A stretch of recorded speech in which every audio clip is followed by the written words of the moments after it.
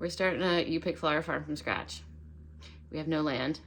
We are in Zone 9B, California, Oakdale, California, in the Central Valley, in the San Joaquin Valley, to be specific. We live in a town of about 30,000 people. We're surrounded by almond trees and dairies. We are Lavender May Farms. Our channel is American Rooted, and we are right by the Stanislaus River. There's a ton of traffic on the weekends, especially coming up the 120 and the 108 where they intersect, and that is Oakdale. Oakdale is the cowboy capital of the world. We have travelers that come through going to several lakes, going up to the mountains, going up to Sonora Pass, Yosemite. There's 3 entrances to Yosemite. There's a south entrance, which goes through like Merced, and then we are the west entrance.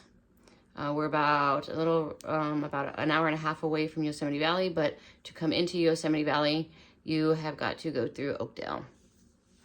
And so we are relying on getting travelers to get enough revenue to run our farm, and we plan to do a lot of community service, have schools come out, do a lot of educating on what nature can give us if we take care of it.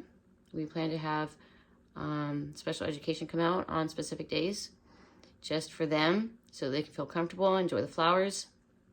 We're looking to get 1 to 5 acres, preferably the latter, because we'd like room to grow. We're looking for a short-term lease, 3 years minimum, just because we want to be able to enjoy the work that we put in and building our good name and whatnot. But we feel like our next move after that would be buying our own land, and it might not be in California at all, but we definitely want to soak up the sun, so to speak, while we're here. And in Zone 9B, this Zone 9B, as opposed to Florida Zone 9B, but what we got here is very dry. It's very dry and hot, and our growing season is very long. I think it's like over 200 days for our growing season. Our growing season begins in mid to late February, so we're just about there. I think we are technically there. We just had a frost about a week ago. I've lived in this town for 25 years, and I want this for our little town. And I want to give to our community. I want something beautiful for it. I want to be in town. I want our farm to be in town, within city limits, on a main street. I want to turn ugly lot into a beautiful flower farm. I want people to drive by and see the flowers and just enjoy the beauty of the flowers and something that was once ugly to be beautiful. It's great to see, since I met Christina, I'm a musician, and I met her through my musical community. And since then, we have had a couple babies, and we are really happy. I get to work from home, and Christina gets to work from home, and we get to share in our duties with the babies. But now our home garden is no longer big enough to support Christina's aspirations. She's very passionate, and I love seeing it. She's also become known as the Flower Girl, which is nice to see. In our neighborhood. And it's really wonderful. Christina says it all the time. The smile that someone gives when they receive cut flowers. It's the smile on their face when someone receives flowers is amazing, and that is what inspires me. And I think that's what inspires people to give flowers, even though they're so temporary, is that smile that they receive back when they give them is something that, is genuine. And it's always a joy to see someone's face when we give them flowers and gift, you know. Christina constantly giving away flowers because we'll make arrangements, and you know, if something's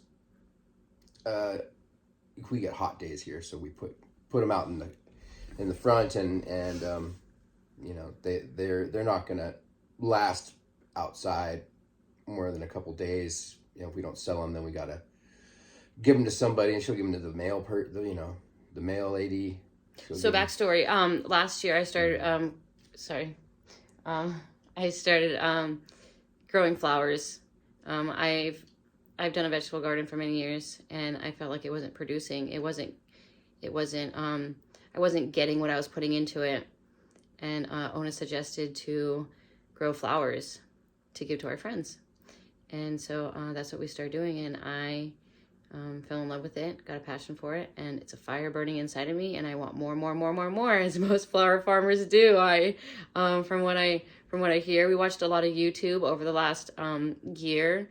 We learned a lot from YouTube, and we've got this passion to start this farm. And Ona,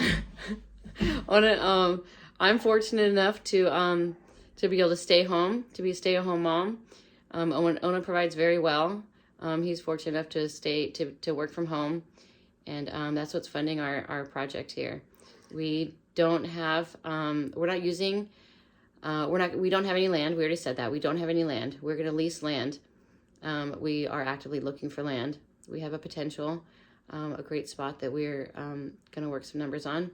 But we've had other potentials that we've thought that we were working numbers on, and that didn't work out. So we have an army of people looking for land for us. So we have a huge community that really supports us and our dreams, and are very involved in just the outreach that we're looking. You know, we've put the feelers out, and we get messages every day from friends. I'm still looking, or have you tried this, and so that's real positive. And we've actually had some positive responses from cold calls. You know, so let's go into how we've where we're starting to find land. So yeah, we'll be driving down the street and say, "That's perfect. That's perfect. Did you see that? Did you see that?" And so we've made some calls like that. We've looked into we've can't say door knocked, but we've went to surrounding businesses next to properties and asked who owned it. And so I made some calls like that. We posted on Facebook. We posted in our community pages saying that we're looking for land, that we want to start a beautiful project for our town, and that we're looking for land to lease. We're looking for 1 to 5 acres. We've had several responses, and we've met some people along the way that were great. Right now, I am talking to I talked to a local business who owns a 5-acre lot, and we are we're running numbers for that. We already have a yes. Yeah. It's a little bit off the beaten path. I'm 15 minutes off the main highway, off the two main highways, and it's a good spot. Like it's beautiful, but right in town. It's not in town. It's off the beaten path. It would have to be a destination. It would be a reservation only. People aren't just going to drive by and stop. There would be a lot of marketing, a lot of promoting. And again, people would be like, "Oh, let's go cut flowers today.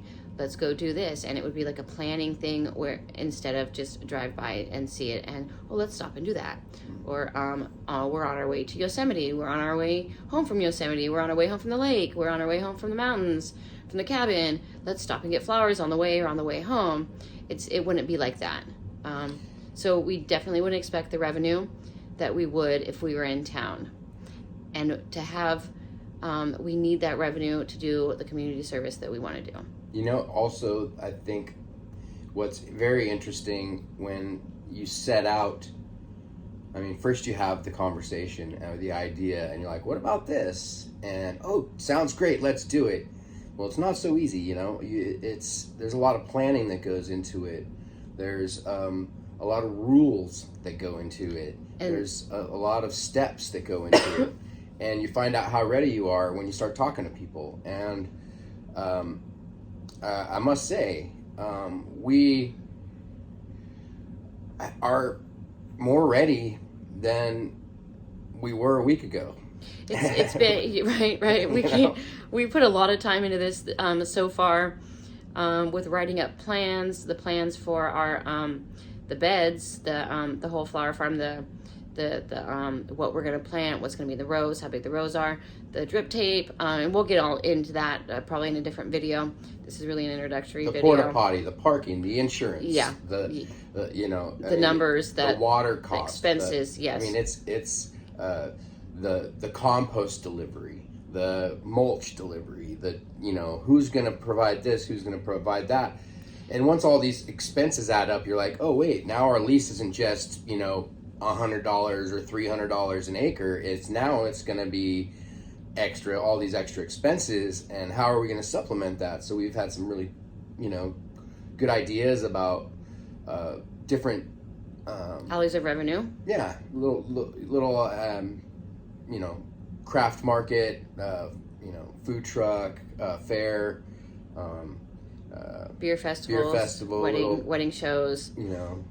Just like a lot of really cool farmers markets, which also brings so much to the community. Anyway, yeah, we're done. we're done. We'll get you in a little bit. We're going to try to put out regular content. But we plan on talking and making our pitch to the landowner this week, maybe early next week, and we'll see what he says, and we'll tune in and we'll let you know. And we'll keep you guys along every step of the way, so that you can do it too. Lavender May Farms, American rooted. Love you guys. So 9B, California.